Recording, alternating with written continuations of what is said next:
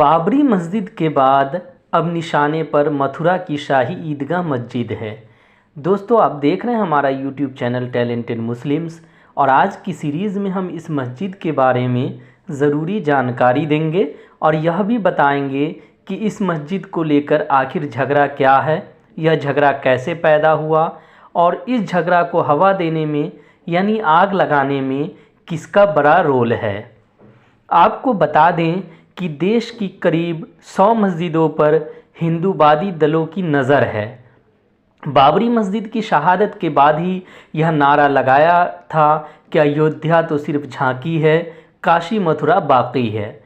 अब इन हिंदूवादी दलों ने अपने नारे को अमली जामा पहनाना शुरू कर दिया है। शुरुआत मथुरा की शाही ईदगाह मस्जिद से की।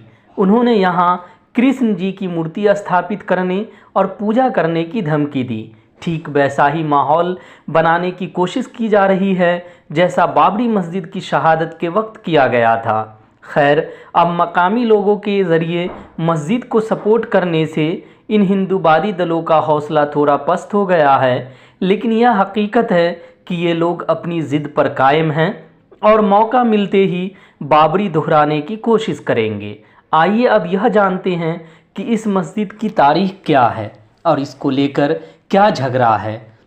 तो यह जान लीजिए कि हिंदुस्तान में मुग़लिया दौर की निशानी जितनी आलीशान मस्जिदें हैं, उन मस्जिदों में से यह भी एक मस्जिद है।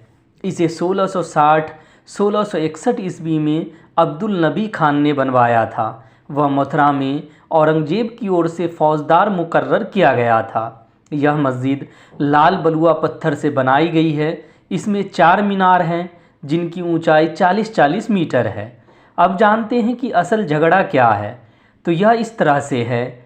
हिंदूवादी दलों का कहना है कि जिस जगह पर मस्जिद है वहाँ पहले मंदिर हुआ करता था और उसी जगह पर कृष्ण जी का जन्म हुआ था। उनके मुताबिक औरंगजेब ने मंदिर गिरवाकर वहाँ पर मस्जिद बनाई थी। यह झगड़ा अंग्रेज़ों के दौर में अदालत पहुँचा था, लेकिन उस वक्त दोनों पार्टी के बीच सुलह हो गया था और मामला रफा दफा हो गया। उसके बाद बाकायदा वहाँ नमाज अदा की जाती रही है। 1951 में उद्योगपति युगल किशोर बिरला ने यह ज़मीन खरीदी और ज़मीन खरीद कर कृष्ण जन्मभूमि ट्रस्ट बनाया। उसके बाद ये ज़मीन ट्रस्ट को सौंप दी। 1968 में ट्रस्ट और ईदगाह कमेटी के बीच एक समझौता हुआ। इसके मुताबिक लगभग 113 एकड़ ज़मीन जिस पर ईदगाह और मस्जिद बनी हुई है, ईदगाह कमेटी के पास रहेगा और इसके बगल की ज़मीन जहां कभी बदहाल केशवनाथ मंदिर था, वह कृष्ण भूमि ट्रस्ट को सौंपी जाएगी।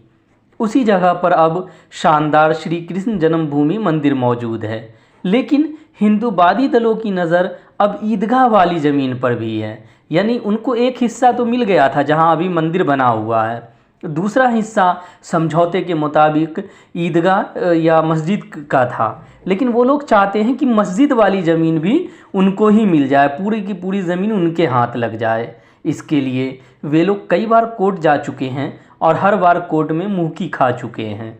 अब चूँकि सेंटर और स्टेट दोनों जगह उनकी सरकारें हैं, ऐसे में वे ताकत के बल पर उस जगह पर कब्जा करना चाहते हैं। अब जानते हैं कि इस ज़मीन को लेकर आखिर झगड़े की आग कैसे भड़की। दरअसल इस आग को भड़काया जादूनाथ सरकार ने। वैसे तो जादूनाथ सरकार बहुत बड़ा इतिहासकार था, यानी हिस्टोरियन था, लेकिन अंग्रेज़ों का चमचा था। जादूनाथ सरकार की मुस्लिम दुश्मनी किसी से छिपी नहीं है। वह अंग्रेज़ी हुकूमत की तारीफ़ करते थकता नहीं था और मुस्लिमों की बुराई में अपनी पूरी ताकत लगा देता था। उसने तो यहाँ तक कह दिया था कि ब्रिटिशों का आना भारतीय, ख़ास तौर पर हिंदुओं के लिए दैवीय उपहार है, यानी खुदा का भेजा हुआ गिफ्ट है। उसका मानना था कि मुसलमान हिंदुओं पर जुल्म करते थे और अंग्रेज़ों ने हिंदुओं को आकर बचाया, इस जुल्म से बचा लिया। जिस इतिहासकार की इतनी गंदी सोच हो, भला उससे औरंगजेब के बारे में और क्या उम्मीद की जा सकती है। उसने ही अपनी किताब हिस्ट्री ऑफ औरंगजेब में यह मनगढ़ंत थ्योरी दी है। आपको बता दें कि हिस्ट्री ऑफ औरंगजेब 5 वॉल्यूम में लिखी गई है और उसके तीसरी वॉल्यूम में जो है मस्जिद के बारे में बताया गया है। उसका कहना है कि इस मस्जिद पर मुस्लिम शासकों की शुरू से नज़र थी और इस मंदिर पे जो है मुस्लिम शासकों की शुरू से नज़र थी, इसलिए वो गिरवाना चाहते थे और औरंगजेब को जब मौका मिला तो उसने तुड़वा दिया। लेकिन जादूनाथ सरकार के झूठ के इस पुलिंदे को सतीश चंद्र और हरीश चंद्र वर्मा जैसे हिस्टोरियन ने खारिज किया है। उनका कहना है कि ऐसा कुछ नहीं हुआ था। दोस्तों, इसके साथ ही हमारी यह वीडियो स्टोरी ख़त्म होती है। यह वीडियो स्टोरी आपको कैसी लगी कमेंट करके ज़रूर बताएं।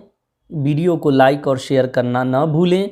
साथ ही हमारे चैनल को सब्सक्राइब भी कर लें और बेल के आइकन को भी दबा दें ताकि हमारे नए वीडियो का अपडेट्स सबसे पहले आपको मिले। फिर मिलते हैं नए वीडियो के साथ, तब तक के लिए खुदा हाफिज़।